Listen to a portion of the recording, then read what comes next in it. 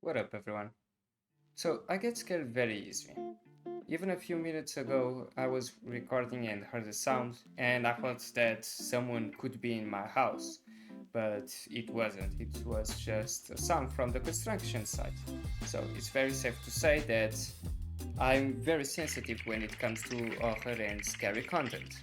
So I used to stay away from it when I was a kid because I didn't want to get traumatized and have nightmares. For me, it sounded horrible. It's not the case nowadays because I basically watch a scary movie every other day now, but before it was like that. And I thought this because of two circumstances that really scared me. So I was at school, right? And there was this kid who was sitting on the bench and he had a phone, something that I didn't see every day because I was a kid, right? I was around 7 years old or maybe 8, I can't remember exactly.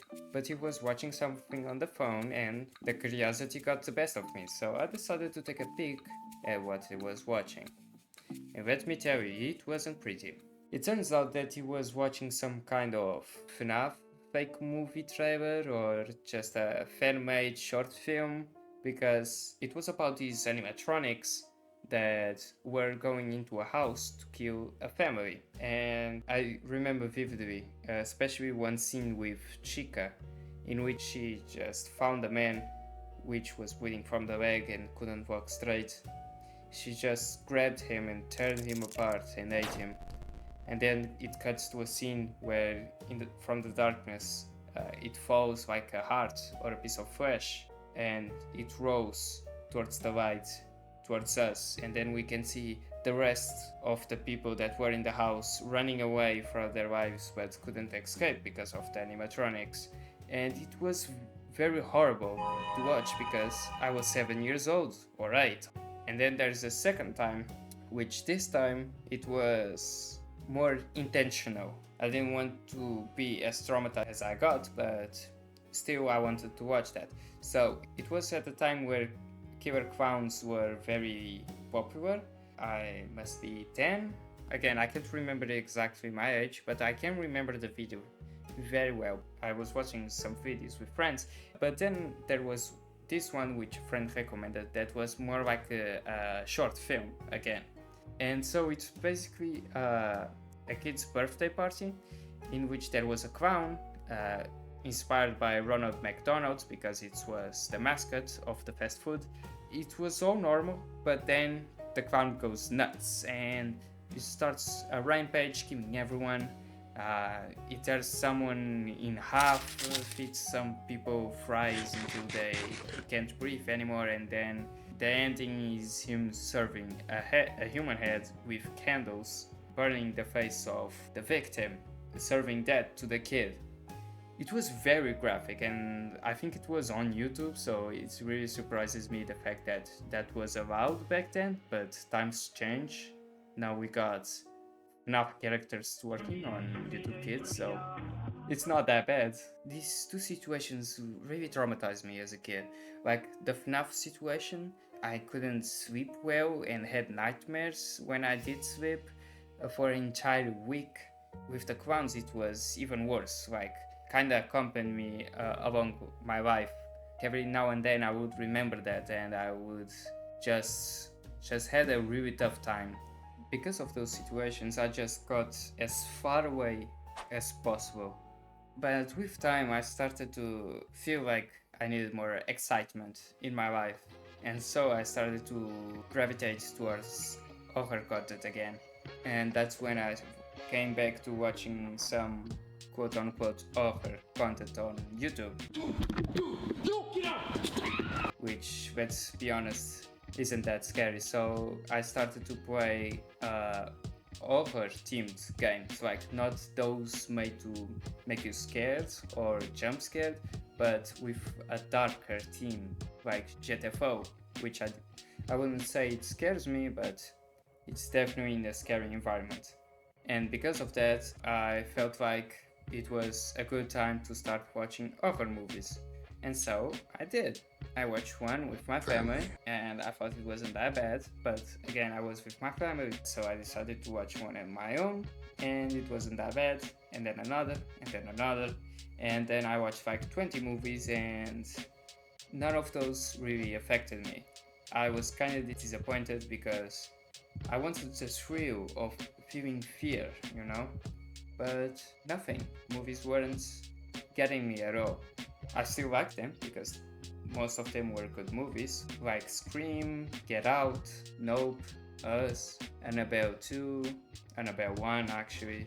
It was fun as well. And some of the reboots, like the newest Halloween and the newest Chainsaw Massacre, those weren't good movies, but still, when you're bored, you watch anything.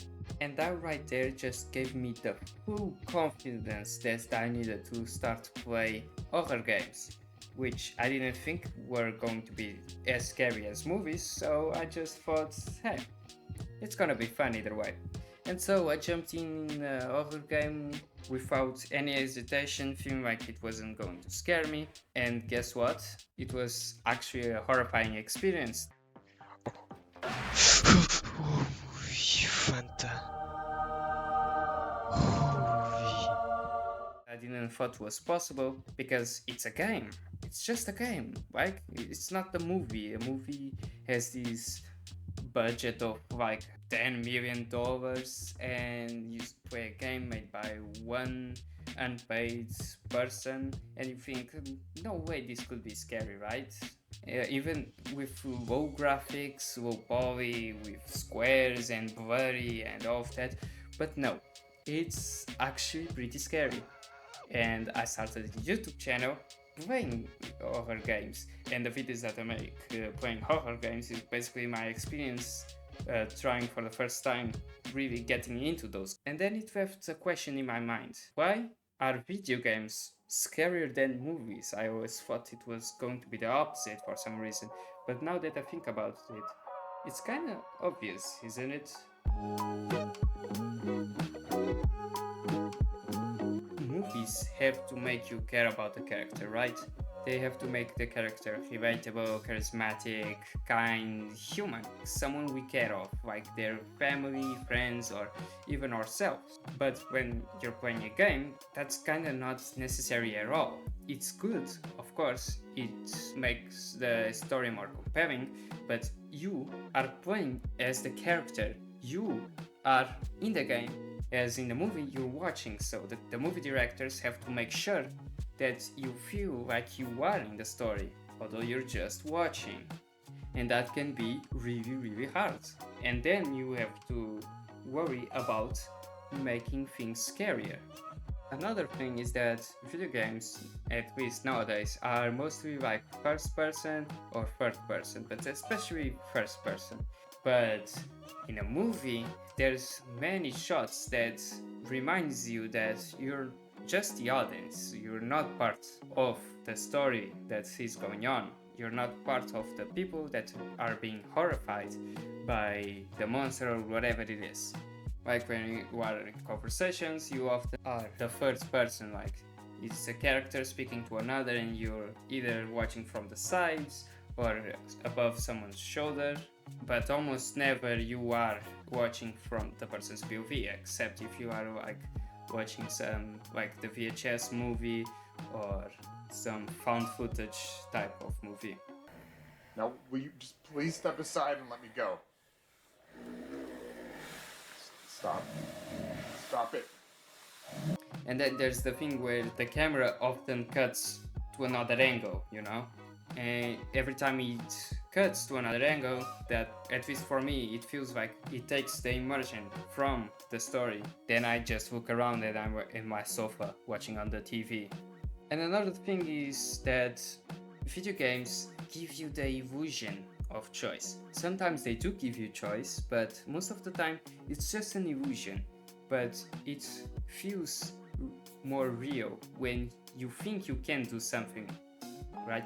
Then when I was playing Crap Crap, which is under the video name The Scariest Game I've Ever Played, like there was a time where I saw a monster coming from the bathroom and I was like, oh my god, there's a monster in the bathroom.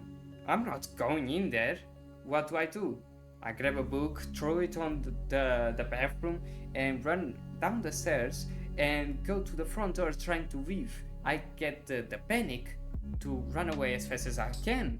But then the door is locked.